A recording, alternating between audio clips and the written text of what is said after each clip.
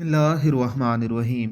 सैयदना अबू मूसा Ashari रज़ी अल्लाह ताला अन्हो से रवायत है कि रसूलुल्लाह सल्लल्लाहु अलैहि वसल्लम ने फरमाया, जब किसी आदमी का बच्चा फोत हो जाता है तो अल्लाह फरिश्तों से फरमाता है, क्या तुमने मेरे बंदे के बेटे की रूह कब्ज़ की?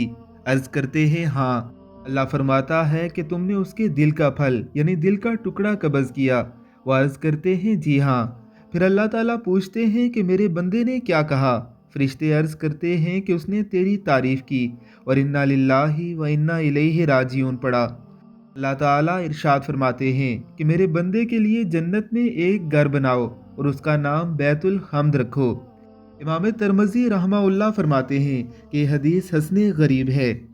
यकीनन औलाद की वफ़ात इंतहाई कर्ब का मुकाम होता है, लेकिन इसी मुकाम पर सब्र करने वाले और इन्ना लिल्लाहि व इन्ना इलैहि राजिऊन कहने वालों के लिए अल्लाह रब्बुल इज़्ज़त ने जन्नत में बैतुल हम्द नामी घर बना रखा है। अल्लाह रब्बुल इज़्ज़त की ज़ात हम सबको ऐसे मौक़ों पर सब्र की तौफ़ीक दे।